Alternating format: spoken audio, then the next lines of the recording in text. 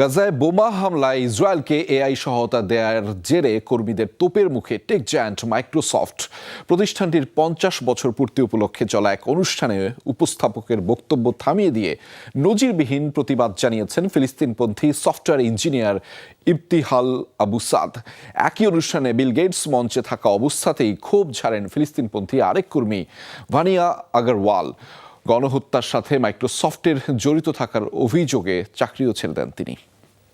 65% পর্যন্ত বিদ্যুৎ সাশ্রয়ী Hisense AC. Hisense. All this mean?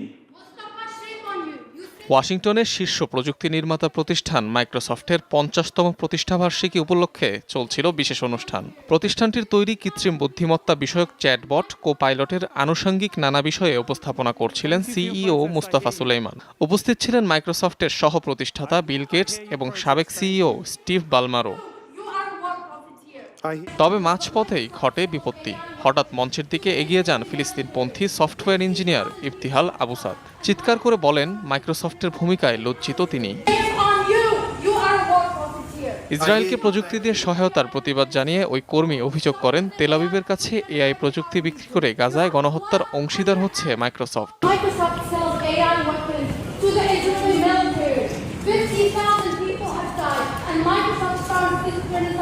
এ সময় ফিলিস্তিনি সংহতির প্রতীক একটি কেফায়া মঞ্চে ছুড়ে মারেন ইবতিহাল। মাইক্রোসফটের কর্মীদের হাতে রক্ত লেগে আছে বলে দাবি করেন তিনি।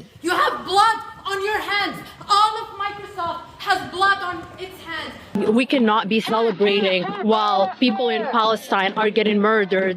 মানুষকে হত্যার মুহূর্তে আমরা উদযাপন করতে পারি না। যারা নির্দোষদের উপর বোমা ফেলার প্রযুক্তি সরবরাহ করে সেই কর্তৃপক্ষকে ভয় পায় না। যা সবচেয়ে বেশি ভাবায় তা হলো এই গণহত্যায় মাইক্রোসফটের জড়িত থাকার বিষয়টি। আমরা এখানে যে কোড তৈরি করছি তা হয়তো গাজার শিশুদের, নিরীহদের উপর বোমা ফেলতে ব্যবহৃত হচ্ছে। এটাই সবচেয়ে বড় ভয়।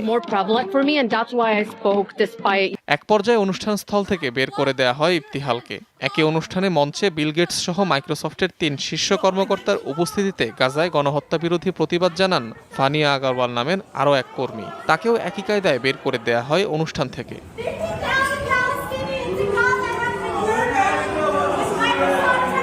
মূলত এই ঘটনার পর থেকেই আবারও সমালোচনার মুখে টেক জায়ান্টটি। প্রতিবাদকারী 2 কর্মীর প্রাতিষ্ঠানিক অ্যাকাউন্টের অ্যাক্সেস নিয়ে নিয়েছে মাইক্রোসফট। সম্প্রতি ইসরায়েলি সামরিক বাহিনীকে গাজা এবং লেবাননে বোমা হামলার লক্ষ্য নির্ধারণে কৃত্রিম বুদ্ধিমত্তা প্রযুক্তি সরবরাহে প্রমাণ মেলে মাইক্রোসফটের বিরুদ্ধে। মার্কিন বার্তা সংস্থা এপির তদন্তে উঠে আসে বিস্ফোরক তথ্যটি। মূলত টার্গেট শনাক্ত এবং ট্র্যাকিংয়ে মাইক্রোসফট এবং ওপেন এআই এর বেশ কিছু কৃত্রিম বুদ্ধিমত্তা মডেল ব্যবহার করে নেতানিয়াহু বাহিনী। অনিক রহমান, যমুনা নিউজ।